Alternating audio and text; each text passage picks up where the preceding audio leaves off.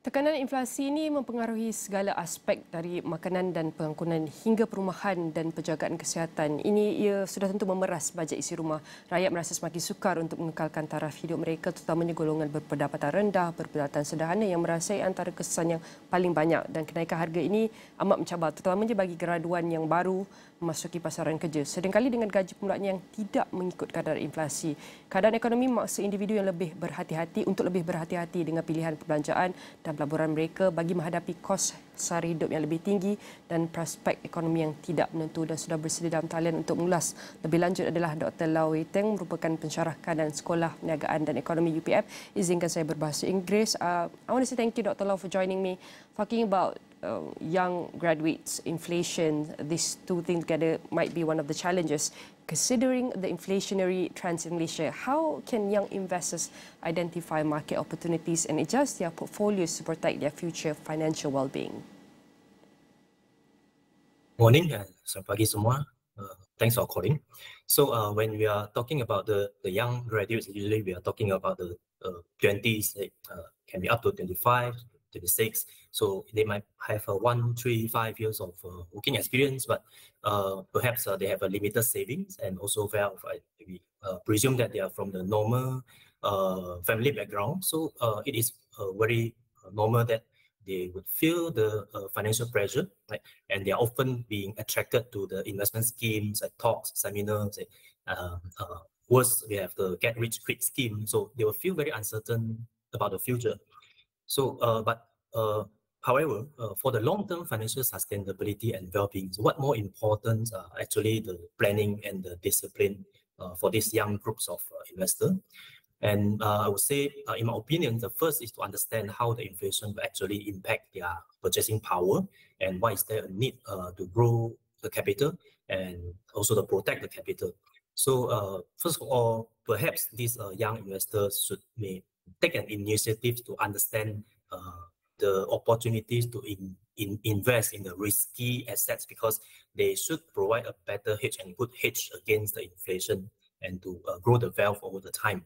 So in terms of strategies, I would, in my opinions, I would say, try to find the assets which are friends to the inflation, i.e.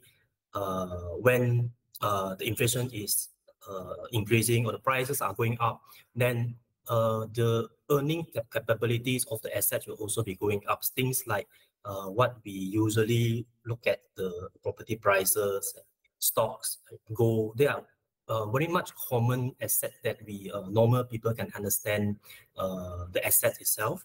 So the reason is being that if we keep putting our money in the banks, fixed deposit, saving account, even if they provide interest rates which is very on par with the inflation rate, but in reality, the inflation felt by the people, right, felt by these young people, is very much different compared to the announced rate, official rate, because they have, in fact, a different exposure to the food and energy prices.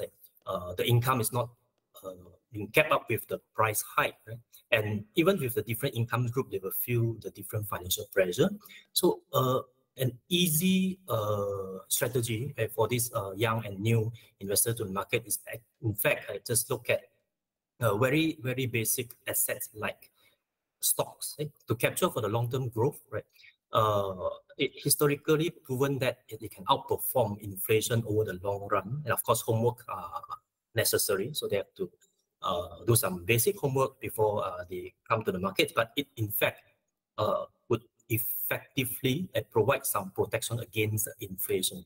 And the second easiest, very basic asset to hold is actually the liquid asset, cash or fixed income asset. So that's for some liquidity and emergency purposes. So and then only, in my opinion, they should only look at other more complicated assets like digital assets managers, like P2P, crypto, gold, property. I think they should come at a later stage when they start to get familiar with a basic investment portfolio. And of course, if they are not interested to put some effort, or even if they do not have time to do the homework, then they might engage with mutual funds, unit trusts, and at least they have some opportunities to grow their capital in the long run. And for graduates, in my opinion, it is highly recommended to focus on studying and investing in the stocks first, looking for the business which the performance can be on par with the inflation trend. The reason being that they are young, they have a long investment horizon, right? They can withstand the risk. If something goes wrong, then they can learn from the mistake, and they can identify their investment style early. And again, for normal people, we should take the risky asset like stocks, but with care. Is a general answer for this so-called strategy. And the specific answer is that we start from understanding stock, okay?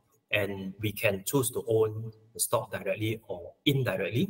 For some people, 80-20% is fine, but for young people, we can go more in terms of the risky assets. Then we have the chance to make a better wealth in the long run, right? And lastly, we should take care of the liquidity needs, diversifications, and also to manage the debt prudently, right? Because sometimes we'll see people would try to be very aggressive to borrow and invest and hope with the hope that they can earn a fortune in the market, but this is what not being recommended to borrow and invest, right? So try to save.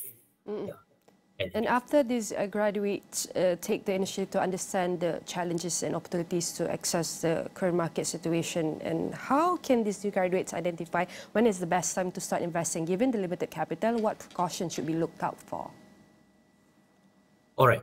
So for the young graduate, of course, the greatest challenge is no money, right? They do not have extra money. I mean, 1 or 2 years of working.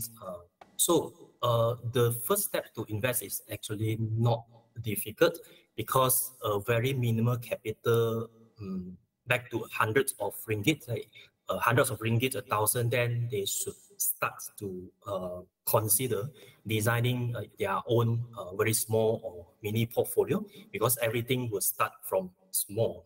So that's why the advice would be like, do not fail to save, right? Even regardless the income level. So don't save what is left after spending, but spend what is left after saving. Save first and then spend. So it of course is important to improve the active income, like salary, wage. So try to improve the skill set, right? So that the salary would increase over time, and then you have more money to save. Do not forget insurance, because insurance is a very important thing to protect the wealth if something bad happens, but also at the same time, do not buy too much insurance which is not needed. Yeah. And sure, graduates always understand. Yeah. Please continue. Yeah. All right. Yeah. So Dr. Lau. Say. Yeah. I'm so sorry. Probably we have a balance of 2 minutes. Maybe talking about taking consideration of the current situation of the current market, should graduates always consider foreign investment to manage inflation? What should we know about the international investments?